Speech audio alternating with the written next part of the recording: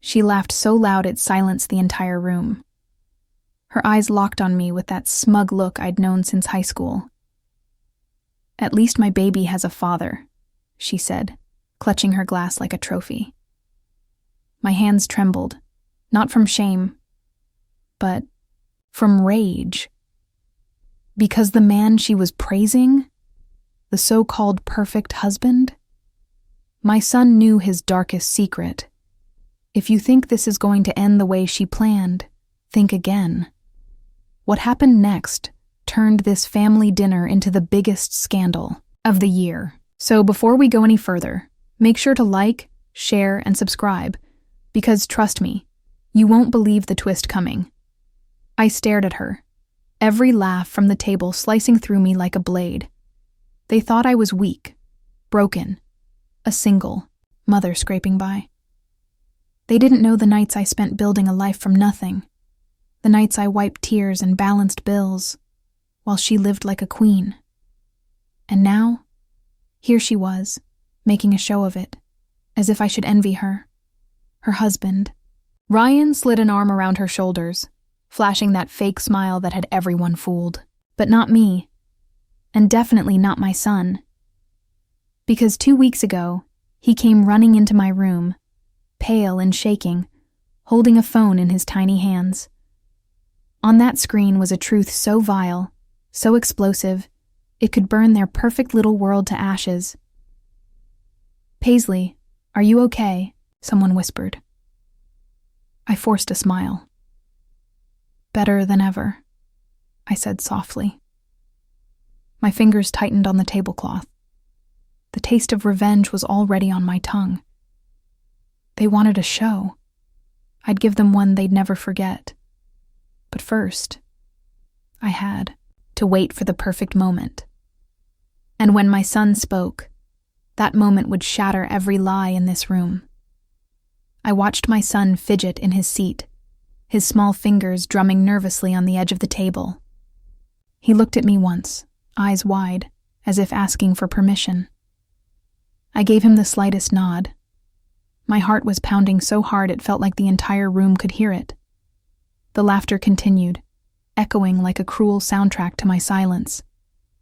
"No, Paisley," she said again, flipping her hair with that fake innocence. "Maybe if you'd chosen better, you wouldn't be, well, alone." Her words dripped like poison. My throat burned, but I stayed calm, because what she didn't know was that her perfect life was about to implode in front of everyone.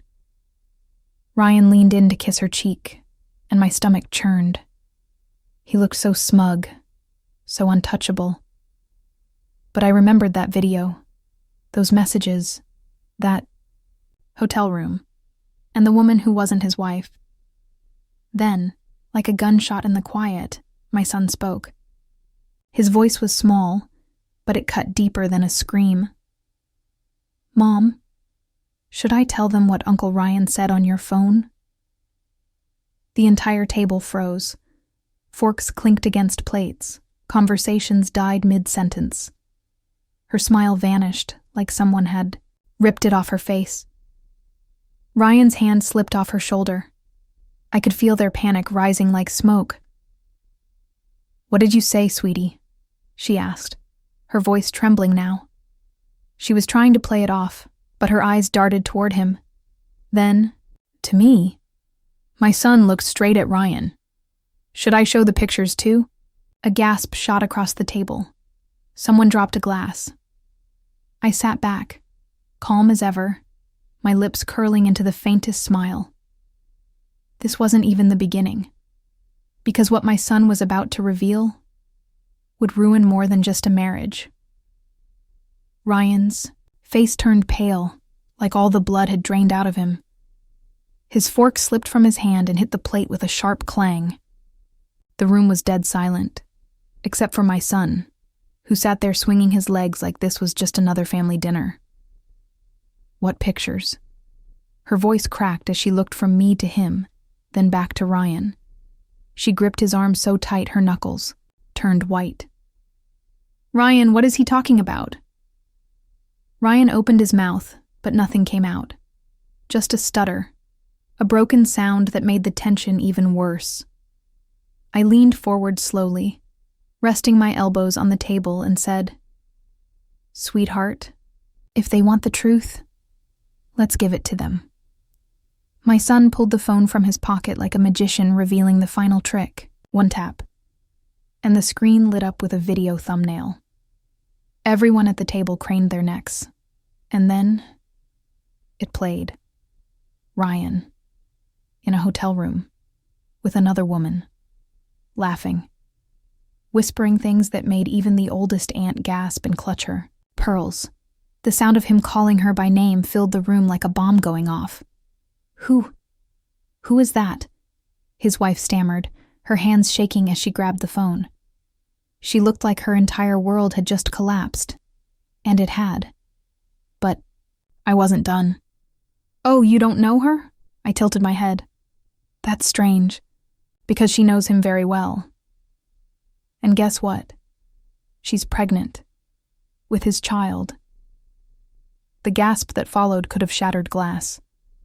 Chairs scraped back, people stood up, voices erupted. Ryan reached for me, his face twisted in desperation. "Paisley, stop. We can fix this." I laughed.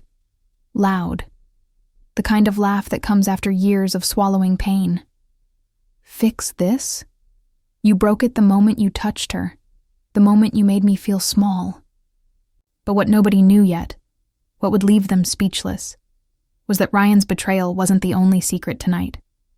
The chaos around the table was almost deafening, people whispering, phones buzzing, chairs scraping. But I stayed calm. I let them drown in their own shock for a moment, then slowly stood up. Every eye turned to me.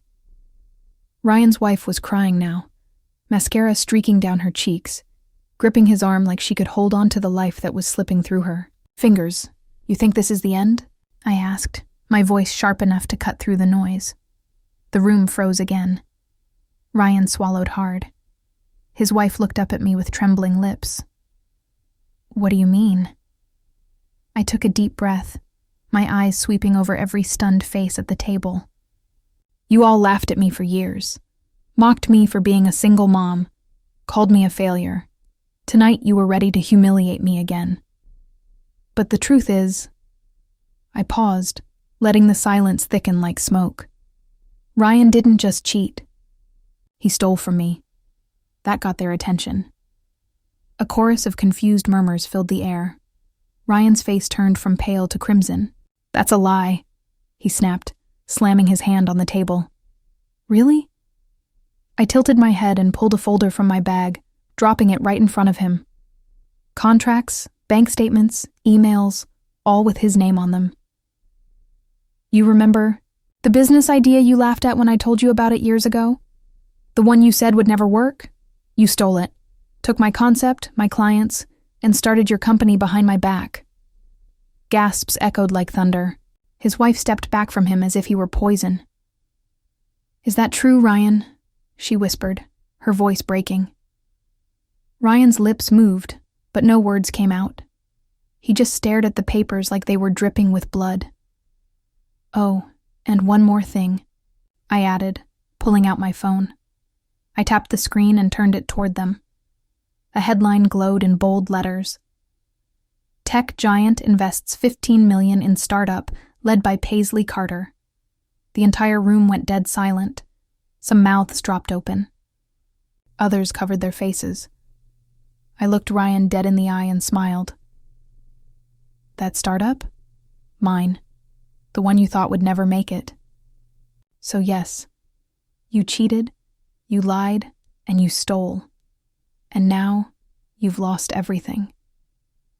The look on his wife's face was priceless. Shock, rage, betrayal all at once. She turned to him and screamed, "Get out!" before throwing her glass across the room. It shattered into a million pieces, just like their perfect little life. But as satisfying as this was, I wasn't finished.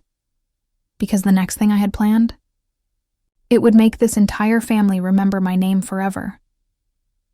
The room felt like a storm. Shattered glass on the floor, people whispering in corners, Ryan standing there like a ghost with nowhere to run. His wife had locked herself in the bathroom, sobbing loud enough for the whole house to hear. Every eye was still on me, waiting for what I'd do next. I walked slowly around the table, letting my heels click against the floor like a countdown. My son followed close behind, his little hand clutching mine. For years, these people laughed at us, at me, acting like we were less than them. Tonight, I was done playing small. "You all thought I was a failure," I said, my voice steady, but sharp.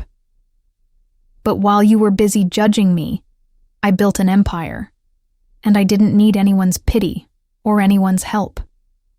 I pulled a set of keys from my pocket and tossed them onto the table. They landed with a heavy clink. "These? They're for the building downtown, the one your husbands keep talking about buying office space in." Gasps shot around the table, like sparks. "That's mine now," I continued. "And guess what? Ryan's company, the one he built by stealing from me, it's bankrupt. I bought out his contracts this morning. Every deal he thought he had, gone." Ryan stumbled back like I'd slapped him. His lips trembled, but no words came. I leaned in close so only he could hear. "You wanted to make me feel worthless. Now you have nothing." Then I straightened up and looked at everyone else. This dinner was supposed to humiliate me, but it only proved one thing. Never underestimate the person you try to break. Because sometimes they rise higher than you could ever imagine. I turned toward the door, my son still holding my hand. As we walked out, the room stayed frozen, shocked, silent, shattered. Just before stepping outside, I glanced over my shoulder and smiled. "Enjoy your night. It's the last time you'll ever look down on me."